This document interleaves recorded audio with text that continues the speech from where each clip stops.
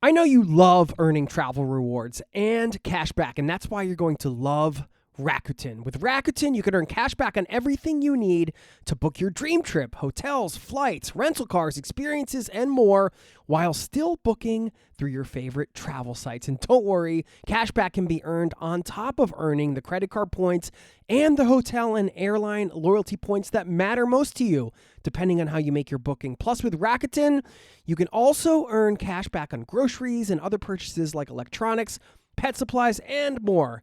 And the best part, you can join today for free and start earning cash back on top of your travel rewards. Go to Rakuten.com or get the app. That's Rakuten, Rakuten.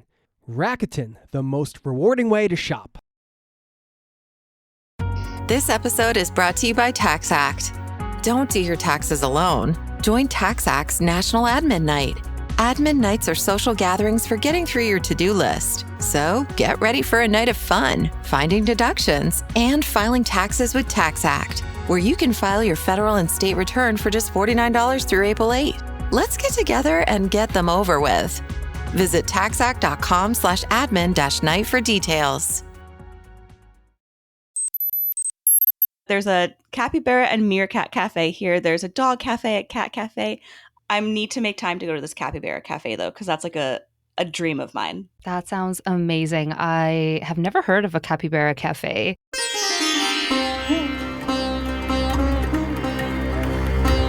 You're listening to the Zero to Travel podcast, where we explore exciting travel-based work, lifestyle, and business opportunities, helping you to achieve your wildest travel dreams.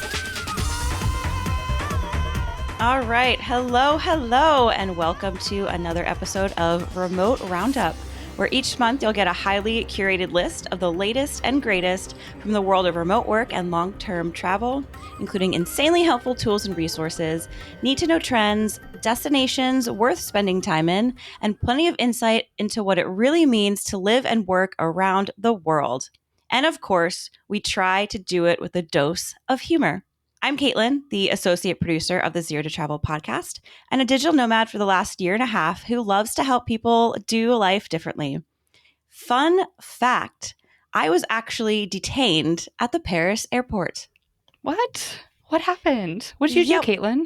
Well, we're going to save that story for a bit later in this episode, I think. Oh, okay. All right. So you'll have to stay tuned. And I am Janessa, the partnerships manager at Zero to Travel. I'm a slow traveler working remotely who took an adult gap year 6 years ago and never returned to a conventional life. And fun fact, I was just reminded that 9 years ago this week, I got laser eye surgery. So that was one of the best investments I ever made. It's incredible that now I can just wake up and see, and I don't have to travel with glasses and contacts and all of the things. And it was amazing. And I can't believe that was 9 years ago. It was such a game changer. Congratulations on that. I know traveling with like all that supplies, I've had friends who've had to do that. And it doesn't look very convenient, so. It is much more convenient to wake up and see. It feels like a superpower. Anyways, coming your way in this month's Remote Roundup, 2 remote-friendly destinations that we are excited to be spending some time in, our honest thoughts about one of the hardest parts of being away from home, our picks for your holiday wish list, and more. By the way, before we dive in, a quick reminder that you can get our free, value-packed, community-driven newsletter over at zerototravel.com/newsletter. All right. So Janessa and I are both really excited to talk about our destinations that we're in right now. We are quite very much on the opposite sides of the world at the time of recording. We're 13 hours apart? We are 13 hours apart. So this was a tough one to schedule because we are on completely opposite times here, but we made it happen. We made it happen. This is our 4th try, actually, for anyone who's curious. But we're living the nomad life and making it work from opposite sides of the world. But anyway, I'm so excited to talk about mine, Janessa, that I think I'm going to start with where I am at in the world, if that is okay with you. All right, kick it off. Let's go. Amazing. So if you've been listening to our previous episodes, you'll know that I was recently in Bosnia and I had no idea where the hell I was going to go afterwards. So after much confusion and figuring things out, I wound up in Sofia, Bulgaria for a couple weeks. After that, I almost went to Istanbul, and then I made a very last minute decision to get a ticket to Bangkok, Thailand. So that is where I am now, and I love it. I love Bangkok. More specifically, I just love Thailand in general. I spent a couple weeks here in Bangkok last year, and then I spent a few months in Chiang Mai. So I am back here. I have friends. I have a couple friends who live here and some friends who are working the Bangkok Nomad Fest. So I'm going to be volunteering with that. And I'm super, super excited. So getting my flight for this was very interesting. I wanted to share some information and tips on that. So I did book this very last minute. Typically, you can get a cheaper flight, but I did snag a bit of a deal because I got creative. So I spent it was a little less than $600 on a flight here. Like I said, it was the cheapest option, but that is because I actually did my first airport transfer, which I've always been a little apprehensive to do. So this was a transfer in Istanbul between airports. I did not realize the distance between those two airports and how long it would actually take. I had a 7-hour layover and I thought that was going to be enough. It was barely enough. So that's like my hot tip is, especially for going through Istanbul and switching airports, you need at least a 6-hour layover, and definitely make sure before you book these airport transfers that they either have their own transportation system in between them, because some do, but some don't. So that's just my little tip for that. That was quite the adventure that day. Anyway, back to Bangkok. The city is huge. It is huge. If you're not a huge city person, I don't know how well you're going to do here, but it is absolutely incredible. I love the Thai culture and the Thai people here. I am staying on the west side of the river at my friend's place. So that's not really the most common place to hang out. So I do have to take a lot of Grab scooters when I'm traveling to really get to anywhere, to get to some of the more popular areas. But transportation here is incredibly cheap. I'm spending at most $4 to get somewhere that takes, maybe 45 minutes on scooter. Obviously, it's a little bit more in the car, and it does take a lot longer in the car because of the traffic. So I opt for the scooters. I'm obsessed with them. I think they're the funnest things. The food here is incredible. I could eat green curry every single day, crispy pork. It's so good. I have a lot of food intolerances, so this is a really easy country for me to actually eat and enjoy my food when I travel in. There is so many things to do. I've spent, of course, a lot of time working here, but the shopping culture is insane. The mall culture, these are malls. If you've never been to Thailand, these are malls like you've never seen before, multiple stories, food courts that are just absolutely insane. I have my favorite food court, which is at Terminal 21. That's where you can find the cheapest food in the food courts, and it's so delicious. I'm getting meals for, it depends how big of a plate that you're getting and if you're getting multiple courses. So, I'm eating per meal between, $2 and $10 really per meal. So obviously dinner, maybe I might splurge and have a larger meal or something like that, but it's incredibly cheap, super affordable. There's night markets, there's day markets to get all your fresh vegetables. Like I said, the shopping is insane. There's the night markets, there's vintage shops. There's just, the insanely crazy huge malls. Icon Siam is the most popular one, and that's the closest one to where I live here. And, I think a lot of people have heard about wellness culture here. The, less than $10 massages for an hour. It's about 300 baht for an hour-long Thai massage or foot massage. So it's safe to say that I am getting at least a couple per week right now. This is like my splurge because I can't do this in other countries. So it's super exciting for me. Just the wellness culture in general, something that I recently learned is, things like facials to more invasive kind of like wellness things and procedures you can get for pretty decently cheap here. So that is a big thing. And the quality is also very, very good from what I've been told.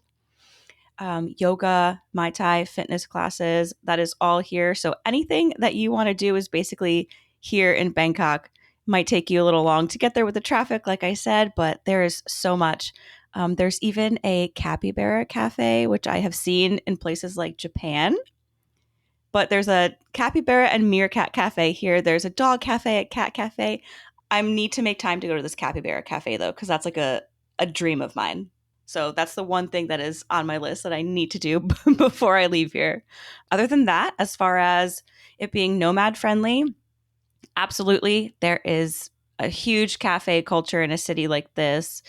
There is a huge digital nomads meetup group that meets every Thursday, and they put on a ton of events.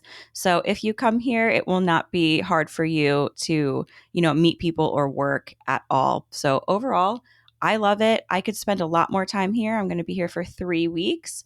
I feel like I've barely done anything. So yeah, this is definitely going to be a city that I continue to come back to in between all of my other stops in Asia. That sounds amazing. I have never heard of a capybara cafe, but I definitely want to go to Thailand. It is one of the top countries on my list that I have not yet been to. So hopefully one of these days I will meet you there and I will hit you up for all of your recommendations and meetups and WhatsApp groups. That sounds like a great place to add to the list. All right. So like we said, I'm on the opposite side of the world. I am in Mexico, specifically the city of Oaxaca. So this is actually my second time here, and it's one of my favorite places. And I'm staying at my absolute favorite co-living. Shout out to Co 404. They have a couple different locations, and I stayed here last time for 6 weeks, and I'm doing the same again. But this time, I had a different intention. I'm here for Dia de los Muertos, Day of the Dead. So this is a bucket list experience. So if you've ever seen the movie Coco, that is the tradition at the end of October, early November that honors the dead in Mexican culture. It's kind of a blend of different cultures, and it's something that I've really wanted to experience and come back and see it and celebrate and participate and learn as much as I could. So aside from that event, Oaxaca is an amazing place to work remotely. Other than the co-living where I'm currently staying, there are a few other co-livings in town if you search for those. There's also hostels, Airbnbs, co-working spaces, lots of work-friendly cafes. And I've actually run into a lot of friends here that were here for Day of the Dead. Some of them rented a house together, and it was a big reunion. Some of them were staying at the same place as I was. So it was really nice to just see a lot of familiar faces again in a familiar place and kind of have all these reunions of people that they didn't know each other before, but now we're all in one big, happy friendship circle here. So Oaxaca in general is the culture and culinary capital of Mexico. It's a UNESCO heritage site. It is close to lots of places you can go on a day trip. One of the biggest ones is the Monte Alban archaeological site. So an old civilization that you can still go and view. Oaxaca is just beautiful. Even without Day of the Dead, it is colorful, walkable streets, decorations everywhere, flags hanging across the roads. And for Day of the Dead, people go all out with even more decor and flowers and skeletons and murals. And there are street parties almost every day. Even in general, there will be like wedding parades on a regular basis that you can just watch, you can join in. But for Dia de los Muertos, leading up to those few days, even like the week before, we would just hear the music and we would put our work down, get out into the street. People would be handing out free mezcal. They'd be trying to pour it in your mouth. Some of them were definitely homemade in like plastic water bottles, but still like actually decent quality. So just drop everything and party. So I was really, really grateful to experience Dia de los Muertos. Like I said, it's a celebration to honor death, to honor and welcome back the souls of deceased loved ones. So there is a bit of a somber aspect to it. People set up what they call ofrendas in their homes. They're kind of these altars where they put photos of their loved ones who have passed. They put flowers, candles, food, things that the people liked while they were living in order to guide the souls back to earth for that one night. And it's just a really beautiful way to see how other cultures experience death. I think in most of our cultures, it's a very sad, somber thing. People don't often talk about it. So we did have a really nice evening in the co-living where we all lit candles and we talked about our loved ones that had passed, and we really got to know each other and kind of kick off this celebration. And then, of course, there's the festive side of it, the parties in the streets, and people visit the cemeteries and they hang out there all night, and families will decorate the graves of their loved ones, spend time there, share food and drinks. It's just important to be really mindful of these traditions and not be in there trying to take a bunch of content, and just really soak it all in as an outsider and just be grateful that you can participate in these traditions as well. So that was such a cool experience. Aside from Dia de los Muertos, which I highly recommend, but book it far in advance. So we're talking like 6 to 8 months minimum to be able to get a good place here. It's great the rest of the year, though. I love the food here. I have been eating so much of the food in the restaurants, the cafes, the markets, the street food. Some of my favorites are moles, which are like a sauce with so many different ingredients in them, just very complex and flavorful. They have this stringy cheese called quesillo. I'm obsessed with it. They put it on all kinds of in quesadillas and on tayudas. There are really good tamales to buy at the market here. They also eat chapulines, which are grasshoppers. That one's not my favorite. I will pass on the chapulines. And then, of course, to drink mezcal is huge here, as well as cacao. So many options. And you can't miss Oaxaca. You got to check it out at some point. So I know we've talked a lot about these destinations, but these were ones that we were very excited to share our recent experiences, and hopefully you can add them to the list. Wow, Oaxaca has slightly been on my radar. Like I've been hearing more and more about it. I've been to Mexico City, and this small little town called Tepoztlan, but I've never gotten there. And this sounds absolutely incredible. I'll hopefully be going to Mexico in the next few months, and 1000%, that is one of the spots that I'm gonna hit up. So thank you for sharing about that. Absolutely. Yeah, Mexico City is also great, but it is such a big, overwhelming city. So if you prefer something a little more smaller and walkable, you can get all of the food and all of the culture experiences right here in Oaxaca. We'll get back to the interview in just a moment.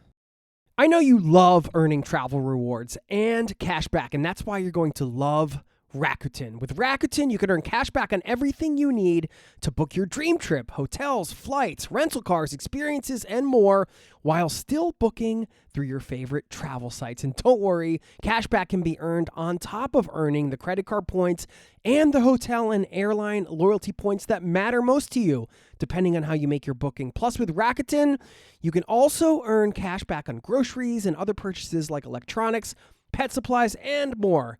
And the best part, you can join today for free and start earning cash back on top of your travel rewards. Go to Rakuten.com or get the app. That's Rakuten, Rakuten. Rakuten, the most rewarding way to shop. Blowing ad budget on metrics that look great till the CFO sees them. That's bull spend. And marketers are calling it out in Dashboard Confessions. I remember telling my boss, it'll be good for the brand, when leads were slow. Yeah, it wasn't. Cut the bull spend. LinkedIn lets you target by company, job title, and more. Advertise on LinkedIn. Spend $250 on your first campaign and get a $250 credit. Go to linkedin.com/campaign. Terms and conditions apply. Now, back to the show. With that, we will move on to trends to know in the nomad world. So what I've really noticed lately, and I think you have too, is that there's a much bigger variety of jobs that can be done remotely that traditionally couldn't even a few years ago. I mean, we know this post-COVID, so many people are working remotely. But I remember when I first became a digital nomad and I was staying in shared living spaces like this, a lot of people who were newer to the scene were surprised at the different jobs people were doing. And a lot of people said, I thought everyone would be doing my job, whether that was working for tech companies or working in marketing or teaching English or content creators, the kind of the usual jobs that you think of when you think of working online. Recently, though, I have met a large number of therapists and even lawyers. Those are the two that stand out to me with recent conversations, that it's kind of encouraging to hear more people finding ways to make this happen, even when there's more news about return to office, and that seems to be all we hear. And these jobs, typically for, privacy reasons, couldn't be done outside of, your home country or even your home state or province. So those are two that really stood out to me, and we can maybe talk about some others. I guess some other considerations with those types of jobs is like the need for privacy in co-working spaces. Like, you have to have reliable internet, you have to have somewhere to take calls that are confidential. So maybe people are seeking out like remote friendly apartments or co-working spaces rather than the cafes. Some jobs can be done more easily from cafes or from the pool, as we'll maybe talk about later. But so not every job can be done that way, but maybe there are other ways to be doing it. Do you have any other thoughts of that? Have you seen this trend as well? Absolutely. It's a little funny to me too, because I'm in a lot of these, digital nomad Facebook groups, and you still see a lot of people saying, how do I be a digital nomad? What job can I be for a digital nomad? Or there's a misconception that that is somehow a job in itself. So Digital nomad. digital nomad, that's my job. I would love to get paid just to be a digital nomad and do nothing. I don't know. But yeah, I think that like marketing and tech are still the, most popular job categories. That is very, not, I don't want to say easy, but that is the most common one as far as I've seen. And some of the statistics that I've seen kind of being thrown around at different nomad events. But it is really cool to start seeing this shift. I realized, as you and I were talking about this earlier, I have two friends who are lawyers, but they are actually lawyers in the traditional sense where they still work for a law firm. And for whatever reason, the type of law that they're in, it's just, I guess, easier for them to be abroad. My one friend, she does rent her own apartments each time to have more of that privacy, but she just meets with her clients and her team remotely. So yeah, a lot of it is about getting creative, making those adjustments. In-person services, even, you see a lot of, yoga instructors or breathwork facilitators or people in the wellness community taking their jobs with them, whether that's they keep their community at home and they offer stuff online, or they build, up their following online and offer online classes, or they offer it whatever city that they're going to, and they reach out to different places and try to offer their services. They go into the WhatsApp groups, the different digital nomad communities, and kind of share that with locals, but then specifically also the nomad communities. Something else along the services line, which I always think of because I would love it, but I haven't seen it yet, is even people that are like hairstylists and barbers and things like that, offering your services to travelers. Because I know for me, at least for women, I know I've joked about this with like men, you go to certain countries and they have a certain way of cutting hair that maybe isn't exactly what you would, do yourself. So I would love to have a nomad hairstylist that is offering, some haircuts in person at their apartment or in the hostel that I'm staying at or something. So yeah, it's just about getting creative. And, maybe if you're in a more corporate position or something, it might feel like that's hard to take remote or to start your own business from, but maybe there's elements of it that you can take to start your own business. And it won't look exactly the same, but, maybe from that, if you start your own company, you can really have an opportunity to carve out something that can maybe be a whole new niche or even be more exciting to you. So it's just something to keep in mind. But yeah, I love seeing this trend now that it's not just marketing and tech. It gives me a lot more hope as I, try to get more creative in the different things that I offer and everything too. So I think it's great. Yeah, I think that's a great example of taking what you know and doing your own thing, back to the lawyer example really quickly, I know a couple who are based in France and they set up their own law practice there. So they travel most of the year, and then sometimes they have to go back to France to see their clients in person or go to court, but they are working traditionally kind of for a law firm, but just for their own. And then another friend here has a legal background and she uses that for in-house writing contracts for a large company. So maybe you're still doing the same job, but it has a different title. Maybe you're taking, everything and your background, your knowledge, you're repackaging it into something else that either you can do for yourself, for individual clients, for larger companies, or maybe even in like a fractional way where you work for a few different larger companies. So those are some other great examples you gave. And I think our key takeaway here is like, even if your job has not typically been done remotely, maybe there's a way to do it now if you get creative about it. So we've listed a bunch of different ways that you could apply that to the field that you're working in, and maybe you can make it happen. All right. Moving on, we're going to get real and honest about something that can be one of the harder parts of traveling, especially traveling for a longer period of time. But this could apply to you even if you go on shorter trips often, but missing big life events. So maybe that is for friends and family members, their birthdays, their weddings, people having babies, and sometimes even deaths in the family. I've experienced that myself as well. Getting the news from abroad is one of the worst things, but you still just have to, live your life in the present because life is short. And that's also what this Dia de los Muertos experience really helps me remember, is that's one of the reasons that I keep traveling, because I know that, a retirement isn't guaranteed. So you got to live your life for yourself now. But sometimes that's tough to balance with when do you go home, when you don't. You have to choose which events to prioritize, which ones you miss. That could either be because of the cost of flying home or the logistics of where you currently are in the world.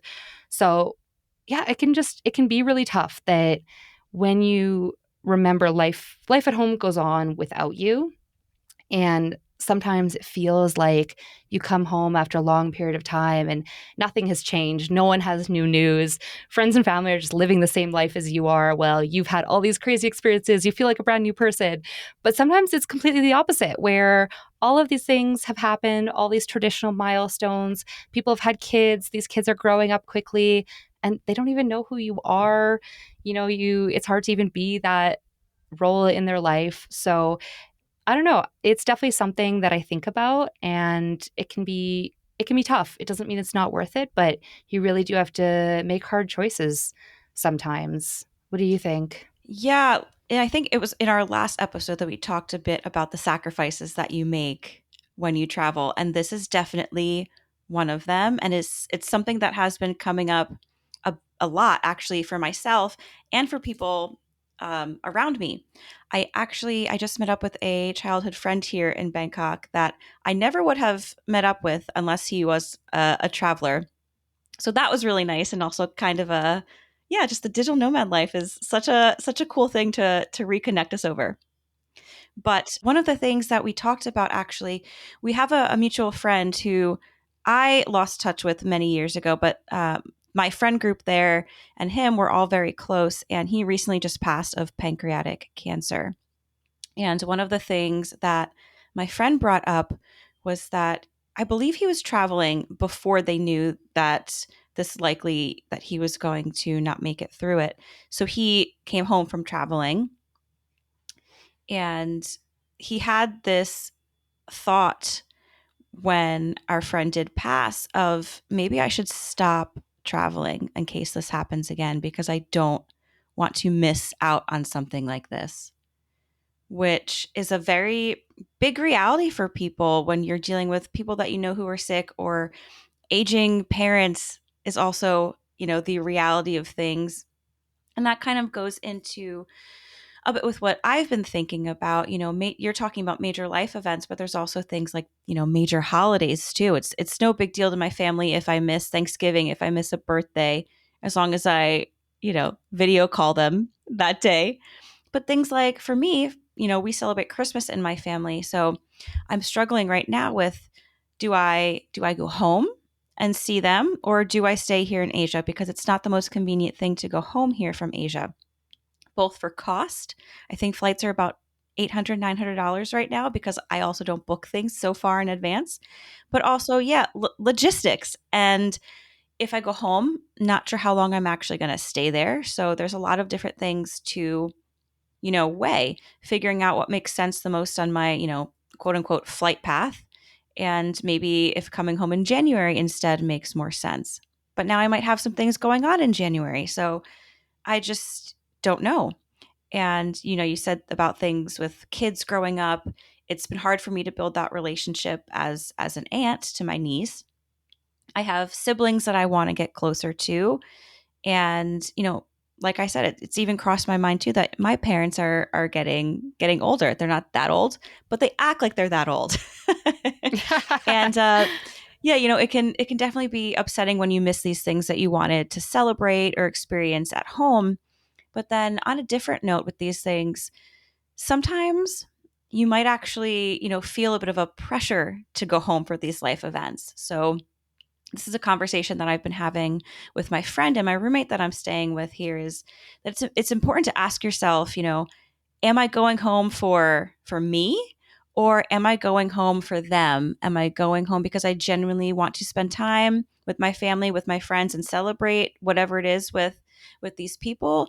Or am I going home out of obligation, out of not wanting to disappoint them, out of feeling bad, etc.? So yeah, that's just something there's a lot of things to take into consideration. And, ultimately you do have to do what's best for you, as hard as that is sometimes. Yeah, that's tough, especially the holiday thing. I am going home for Christmas this year. Christmas is very important to my family. I've only missed 2 Christmases ever. And out of 35 people, I was the only person not there last year when I spent Christmas in Kenya instead. And I mean, I had a great Christmas abroad. The other one I had spent in Berlin a few years back, but I know that it is really important to my family. And I sometimes joke that I wish we could just celebrate it in July because Canada is a lovely place to be in the summer. But aside from the few days around the holidays, I don't really want to be there in December and January. But if I'm going to go all the way home, I need to go for at least a few weeks or a month or two to make it worth it. So it is tough when you have these obligations, and it obviously we love our family and our friends and we want to be there for them, but it's a tough balance. And I think these are good conversations to be having. So I'm glad you brought up those points. Yeah, and I think too, it's not something that you have to figure out necessarily on your own. Maybe have these conversations with your friends or talk to your family about how you feel. And, maybe I could get my parents to visit me in Mexico or something in January. Yes, that is one of my favorite workarounds, is asking my mom to come meet me in other places in the world. Exactly. Because she's one of the people I go home for the most. We're very close, but if we can go have an adventure together somewhere, even better. Exactly. And it can be their turn to buy the flight ticket. But anyway, speaking of the holidays, we did put together a little bit of a holiday wish list for some items that maybe you want to add to your own list or for you to possibly gift other people. The first thing that I want to start with is actually just subscriptions. I think subscriptions in general are amazing. For one, you don't have to pack it. It takes up no room in your suitcase, just, a little more room in your phone, I guess, using a little more data. And, you can go two ways with these subscriptions, thinking about if it's a gift, for yourself or for another person, but you can go practical. What subscriptions are you or they already using that would be beneficial for maybe you to gift? Or what are the subscriptions that maybe are a little bit more pricey or maybe not as practical, but you would really love to have that you don't want to spend money on for yourself? Well, you just add that to your own wish list and have someone else get it for you. A couple of the things that I thought of was a global eSIM subscription. So you don't have to, when you are about to go to a new country, go through the whole process of which app has the cheapest eSIM, how much data do I get, and instead, you just get a global eSIM subscription. And there's definitely a few companies that do that. So I think that would be my number one. If any of my friends are listening, get me a global eSIM subscription, please. And thank you. Thanks, Santa. Yeah. Thanks, Santa. Is ClassPass. So I actually used that for the first time here in Bangkok, which is another hack. If you've never used ClassPass, you can get 2 weeks for free. You can't use a VoIP number to sign up. So I did have to have a friend let me send a code to his, real phone number. But that's a great thing to use in a city to test out ClassPass. But then it is about, I don't know, maybe like $50 a month or something like that. So it's not cheap, but makes a great gift, either ClassPass or any other fitness apps. Also, things like meditation or wellness apps like Calm. I do love to use that one. And then another thing that is great would be language learning apps. There's definitely some really great free ones. I know there's upgradable options, but then there's some really great paid ones too. I don't know, Janessa, if you have any other subscription ideas that you want to add to this list, but I think that's pretty solid. Yeah, that's a great list. And I'm glad you came up with these ideas because I'm so not a gift person. I'm so bad at coming up with gift ideas usually. And I also love that you don't have to pack these.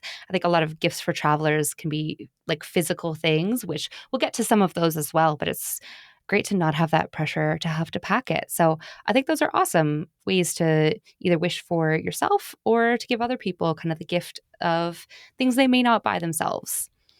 Exactly. And I think too, it's especially because we are travelers and we only have so much room in our bags. It's about what gifts will make our lives easier and more fun. I don't need another, storage container or something like that on as a gift. I've gotten enough, passport holders and things like that. So I think this is a little bit more of a practical list. So the next item that we have on this list is, Airbnb, Booking.com, different kind of accommodation apps. I'm not 100% sure if gift cards are a thing. Do you know if they are, Janessa? Oh, I probably should have looked that up. I think those would be a great idea, though. I'm sure there's some kind of credit you can get. I think often, even in like supermarkets, they do sell physical gift cards for online platforms like this. So maybe take a look next time at what's available. Perfect. Yeah. So I think anything to help out with the price of accommodation would be nice, maybe gift your friend an upgrade at their hostel or at their apartment. Or I actually also saw that there are, maybe this is on another line, but there's like a co-working website that you can subscribe to. Maybe this goes back to subscriptions, but co-working and co-living. So you can get like discounts. Yeah, I think it's called Croissant. I'm not sure how big it is, but yeah, so get creative. The next thing on the list that I have is just some work tech. We talked about a laptop stand in a previous episode. If you don't have one, you need to add this to your list because it's changed both of our lives. And the second item that I have is a second monitor that actually attaches to your laptop screen. I don't know if you have seen these, but I need one. I am incredibly struggling without that second screen. I know you've been benefiting from your second screen when you were back at home. So I know I've been missing it here in Mexico, and I have seen people in the co-working space with all kinds of creative solutions for their second screens. But if you're gifting this to someone, make sure that they have space for it. Yeah, make sure they have space. Find out the size of their laptop is also probably important to do. The next item that I have is something that I personally 1000% have on my wish list, and that is a Kindle. I know, a fair amount of people travel with a Kindle. I do not. For whatever reason this year, I decided that I was going to pack a ton of books in my suitcase because I didn't have a Kindle, and that has just weighed me down. I don't know what I was thinking. I had this whole process of I want to read 4 books this year, but I don't want to spend $100 and whatever dollars on a Kindle, so I'm just going to pack them because I have a suitcase. Don't do it. Don't do it because you won't read the books. You won't read the books. So I have the Kindle on there. The next item that I have is maybe more for the minimalist, but it is a foldable yoga mat. Okay, ironic part here. I'm a minimalist. I often travel carry-on only. I have a foldable yoga mat. Do you really? I prioritize space for that. Yes, I have the absolute thinnest one possible. I think it's like a 16th of an inch or something. It can fold, but I actually prefer to roll it, and it rolls up very small. It's probably like the width of like a soda can. And I strap it to the outside of my backpack, and it's been amazing. I love the grip on it. If you're on like a concrete floor and this is all you have, it has like no cushion. But if you're going to a yoga studio where they have mats, I love to just throw mine on top. Or if your hostel or co-living has yoga mats that are kind of nasty, I throw it on top. And if I've got nothing else, it'll work even on the floor. I might need a bit more padding for my knees or something, but for a lot of like standing and seated poses, it's great. I think the brand I have is Jade, and it is the thinnest one possible. So that's actually funny that you said that's for the non-minimalist. And yet I was not expecting that from you, Janessa. I'm like a minimalist maximalist, so I love it. Yeah. So mine, you can also get ones that actually fold up. So mine is a little bit thicker. So I can't roll it up and just put it on my bag, but I like that it's square. It fits in my carry. Well, I guess I don't have a carry-on now. I have a full-size suitcase. I'm such a bad digital nomad, but I love it. I love it. Okay, and then the last one that I have, which is from our last episode that we talked about, again, is a proper eye mask and some good earplugs. Ooh. Yeah, those are essential. They make such a big difference. I love, instead of the foam earplugs, like the silicone ones, like they're even the ones that are meant for like swimming. They're super intense. It doesn't let anything in your ear. That's a great idea because you'll always need some earplugs. Matt, this is a great list, Caitlin. Thanks for coming up with all of those ideas for a holiday wish list. The only thing I would love to add to that is this kind of ties back to, getting your loved ones to come travel with you. Exchange experiences that you can do with each other. If you're going to be meeting up with someone, maybe plan a day trip or a food experience with them and maybe gift that to each other. Or maybe even if you are visiting them at home, maybe there's something cool that you haven't done yet in your own hometown that you could do together. So I'm a big fan of that. I'll see if maybe I can get my mom some kind of experience for our next trip together. If you're listening to this, Mom, no, you're not. But that's a great holiday wish list. And let us know if you have anything to add to this list. We're always looking for new ideas. I mean, for others, but also for ourselves. So get in touch with your ideas of what we need to be asking Santa for next year. Love it. We'll get back to the interview in just a moment. Now, back to the show. All right, we'll move on from the holiday gift ideas. And this ties a little bit into, we're talking about where people work from. So for our Rogue Roundup this time, I was also on the Digital Nomad Reddit thread, which can be a scary place. But I came across an article that said, or a comment that said, the beach is an objectively bad place to work.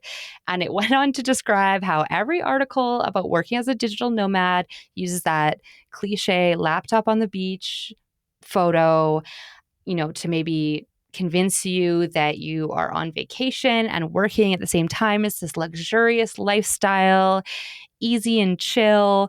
And this author is arguing that the beach is a terrible place to work because of the sun. You're always moving around, trying to get some shade. You're burning. Your computer is burning. There is salt spray. There is sand. You don't want to ruin your computer. And the replies to this were pretty mixed, actually. A lot of people agreed and said that beach is a terrible place. We need to get rid of that image. It's just dumb. And other people that said, I love working from the beach. This is how I make it happen.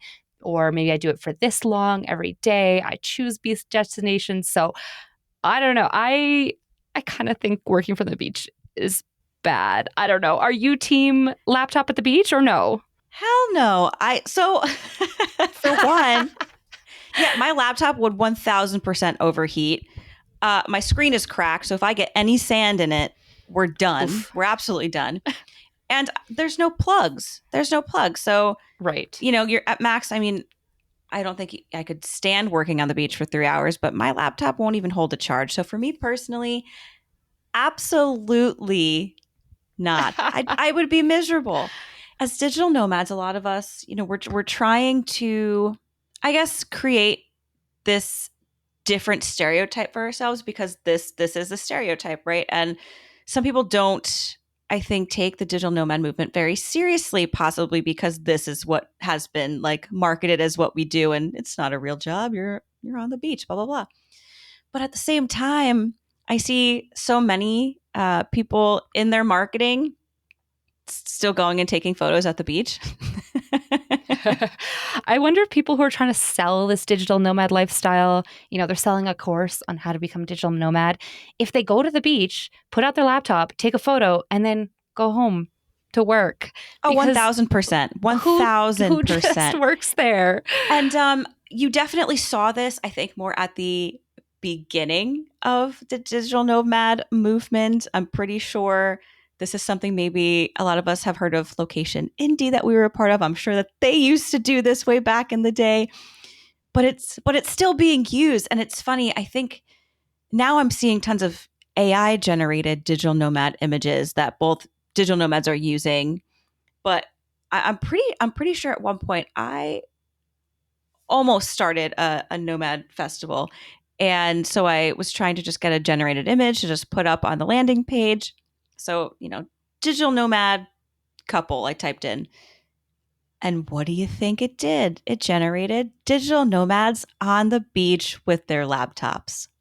So if AI knows that this is the stereotype, then I think it's time that we have to do something about it.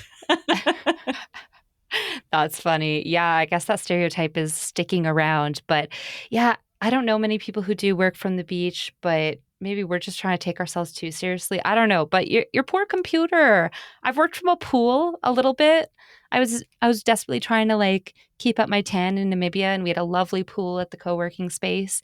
And I would sit out there for as long as my computer would handle. And as soon as it started to cry, which was 30, 40 minutes, then I would have to move it into the shade, let it cool down, let me cool down. And I think you got to be very, very strategic about the shade and not damaging your computer because that just seems so risky. It's not worth it, especially when your laptop is your lifeline. It's literally your lifeline. I have worked from 2 beach cafes. I did work from one in Zanzibar, at the island off of Tanzania. And we did get some photos just because it was silly and fun. I did also work and it was, from the beach bar, the beach cafe or whatever. And that was the same thing when I was in the Philippines. And I did take photos because it was beautiful. It looked nice, so you got sunset, your photo, the palm trees, but I wasn't on the beach. So that's where I draw the line. I love a good balcony, a good Yes. balcony overlooking the ocean with some shade connected to Wi-Fi with some outlets nearby.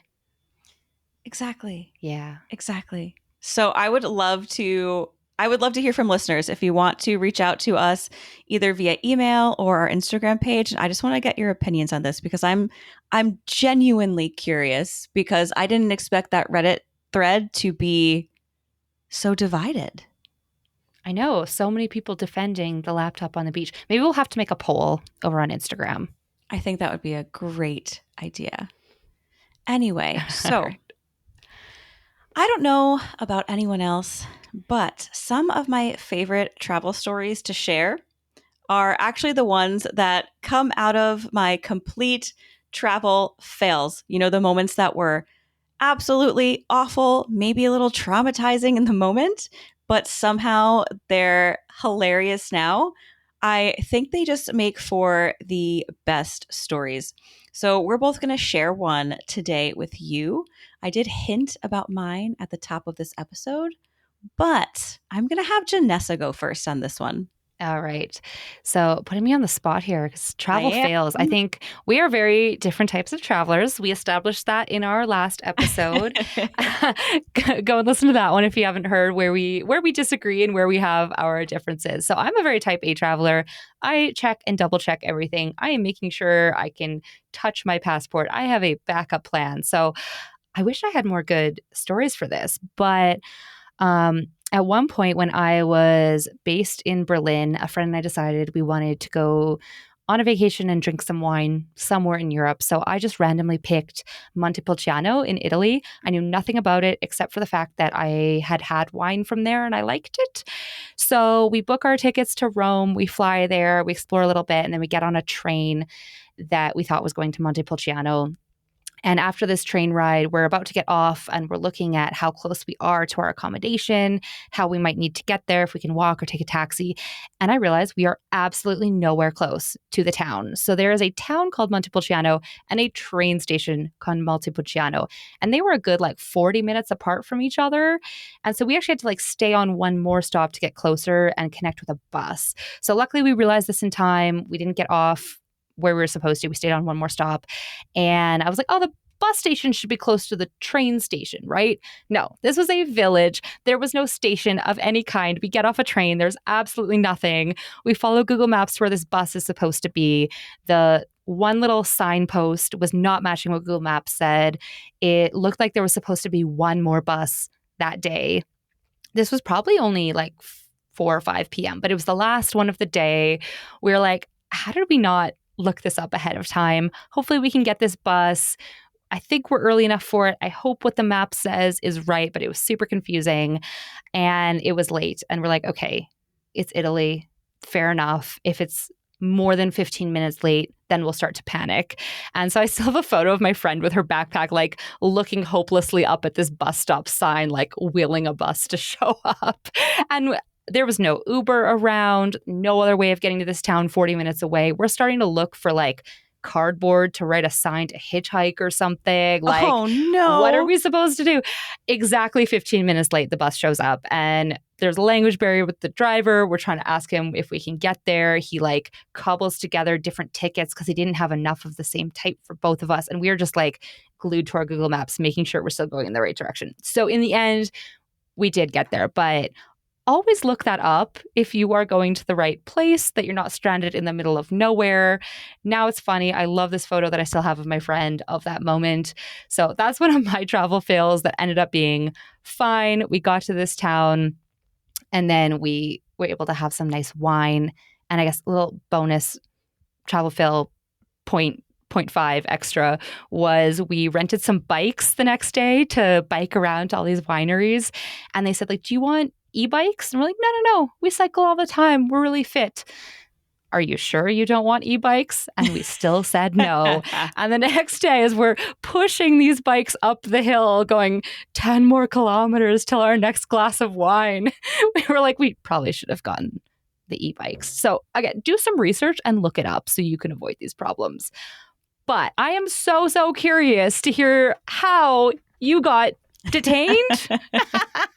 Yes. Well, one, I just want to say before we get into that, okay, if you're drinking wine all day, why would you not think to take the e-bike? You're drinking wine. Take the e-bike. Take the e-bike. No, we're fit and healthy. We want to get some exercise. It's all about balance. No, don't do it. You know what? It's funny because it always seems like some of these stories go back to transportation in some way or another. So again, usually I look these things up, right? I always look these things up. This one, we just said, pointed at a map, let's go there, but didn't actually look at the map. Anyways. I'm glad it worked out for you. We live and learn. All right. So my biggest travel fail, and I have tons. Like we said, you and I are very different. So I think that I plan things through, and a lot of the times I guess I don't. So this was in Morocco, 2018. And I realized, I think on the second day of our travels, that I lost my passport. No. Yes. That's my biggest fear. Yeah, same. I am so paranoid about it now. Anyway, So I lost my passport. We had already been planning on stopping in Casablanca. So, great. There's a US consulate there, and I can go and get a temporary passport. So I do that. The officer there, or whatever his position was, he issues me this temporary passport and says that I should have no problem wherever I go to get me home. He gives me a piece of paper, to show that it's legit. All of that, sends me on my way. It took all day to get. It was a very stressful situation, but I got my passport. So I can go in so many different directions with this story right now because there were so many other things that happened. Oh, no. Meanwhile, so I got my temporary passport, and at the same time, a couple days later, we had the police officer from the airport messaging my family on Facebook saying that they had found my passport at the airport. Of course, my parents automatically assumed that this was a scam and that I was kidnapped and the worst things that could happen. I also thought that was very strange to a police officer on their personal account messaging about my passport, but it turned out to be legit. So I wound up getting my, lost passport back. So now I had two passports. So meanwhile, I'm traveling home and I'm sitting next to this couple on the plane. They're a German couple, and they were telling me how they're flying back from their daughter's wedding, but they had gotten food poisoning at the wedding and they were not feeling too hot. I was sitting this is where it gets really bad. I was sitting in the aisle seat, and the man has to get up to use the bathroom. And I can't get my seatbelt off. I think because I'm just like a little nervous because he was like so rushed. And so I didn't open it all the way. So I just, I turned to the side so that he could, get past me, shuffle past me. Next thing you know, I am smelling something very foul on my arm. Thankfully, I'm wearing a sweater, and I'm basically shoving my nose in this, and I'm like, what is this? Why, like, what's on my sweater? I turn to the side, and like I said, he had food poisoning. So I'll leave it at that. No. Oh no. Yeah. So he had an accident. He essentially pooped his pants. So On you. I got pooped on. You got pooped on a plane. By an adult on a plane. And the airline did nothing. What? You just have to sit in this man's poop? He wound up, staying at the back of the plane. I frantically just started looking all around, and thankfully there was a man who was like, oh, you can, there's a seat next to me, because he could tell that I was mortified by something. So I changed my seat. The flight, they never did anything about it. Eventually, I think they sprayed some Febreze or something, but I definitely think the flight legally probably should have landed, because it was not, it's a hazard. It's 1000% like a biohazard or something. I probably could have tried to get like a free flight out of this, but I was so mortified, I didn't even think about that. But looking back, I could have taken advantage of the situation. But then it gets worse. So I get off the plane.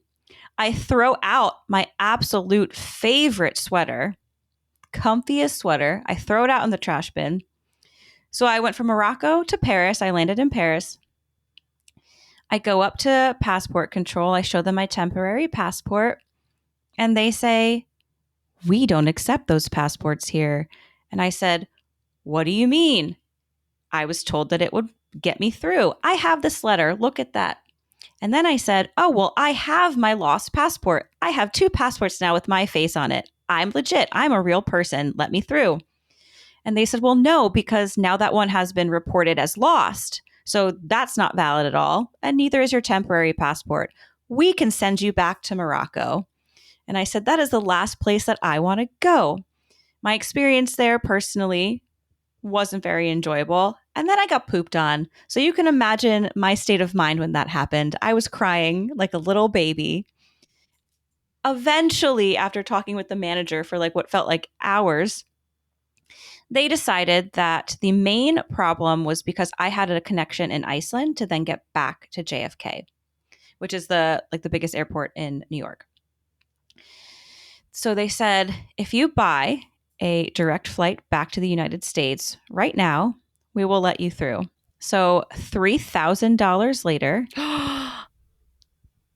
yes, No. I had to buy a lovely Delta flight. The food was great. But $3,000 later, I was able to get home after then being taken through the airport as if I was like a criminal, going through extra inspection, going through these back doors, being escorted so that, I wouldn't, run around the country and run amok and escape or whatever. So yeah, so that's probably my biggest travel fail. Oof. But it really is one of my favorite ones to tell. So still a little bit traumatized. What a day. That is, I can't believe all of that happened in one day. Like in that's the matter of wild. hours. Yeah. Like just when you think it can't get any worse, it gets worse. So, maybe this will make some people feel a little bit better about your own travel fails out there. Or if you have some of your own travel fails that maybe would make me feel better, feel free to hit me up on my Instagram or send me an email because, these are my favorite. I love hearing all of these. I love those. We would love to share some, even if you want to share it anonymously. Yes. Maybe if it's embarrassing. Maybe you're the one who pooped on somebody on a plane. Oh God. Yeah. The man listening, the man that did it to me is listening right now and saying, oh God, that's me. That's me. He's actually been a Zero to Travel fan for 10 years. Yeah, right. That's so funny. Yeah, we could make this into a whole new segment. I love it. Okay, that was incredible story, Caitlin. I am so sorry all of that happened to you, and I hope that never, ever happens again. But thank you for sharing your worst travel day ever. Anytime. All right. So to wrap it up, we are going to each share our number one biggest takeaway from today's conversation in just a moment. But first, one last reminder to sign up for our free newsletter, where you'll get more helpful resources like you heard today over at zerototravel.com/newsletter. And if you'd like to get in touch with us, let us know what you thought of this episode. Share any ideas, share any stories. Let us know what you would like us to talk about next. You can send us an email either at caitlin@zerototravel.com or send a message on Instagram at zerototravel. All right. Do you want to go first for your takeaway? I've got one in mind. Yeah. So as always, I think there's a lot of value in a lot of the topics that we talk about. But one thing that is sticking with me right now is all about getting creative if you don't already work remote, if you're not already a digital nomad and you're not exactly sure what you want to do. A lot of the advice out there, especially, is you feel like you have to restart or, start as a VA or something like that. But don't be afraid to get creative and take the skills that you already have and carve out like a whole new business ideas, carve out a whole new niche, because I think that's ultimately going to be more enjoyable doing what you love. But like, also, how cool is that you get to be able to do something like that? Yeah, absolutely. There's so many creative ideas out there, so many resources. You can make it happen. And I love that it feels like a lot of our themes always kind of tie nicely together in the end. We actually don't necessarily plan the episode this way, but kind of once we get rolling, there's always something that ties it together. And what's coming to mind for me is just you do you. Like, there's so many ways to do this lifestyle. There is no one right way to travel, no one right way to be a digital nomad. So you pick the job or the type of work that works for you. You pick the type of travel that works for you, whether you want to go home for the holidays, spend certain times of the year in certain places, whether you want to be a travel minimalist or a maximalist. There's just no right way to do this. If you want to work at the beach, if you don't want to work at the beach, you do you and figure out what works for you. And you can always change. You can always pivot. You can always get creative and try something else. So thank you so much for sharing this conversation with us today. This was really fun, Caitlin. I had a great time talking about these things. So our challenge for you today is just get get creative and figure out something that works for you, and maybe take those first few steps if you're not doing it already. If you're already on the road, maybe try something new. I love that. And if you do decide to try out working from the beach and you destroy your laptop, don't blame Janessa and I. To be clear, we are not team laptop at the beach. Exactly. All right, Janessa, do you have a quote to wrap this up before we go? I do have a quote. This is actually on the wall of my co-working space, and I see it every day. So Love it. That is, a mind that is stretched by a new experience can never go back to its old dimensions. And that is by Oliver Wendell Holmes Jr. And I think that is so true and a great place to wrap it up. So thank you for joining us today, and we will talk to you next month. See you later. This podcast has been brought to you by ZeroToTravel.com. Ideas and advice to make your travel dreams a reality.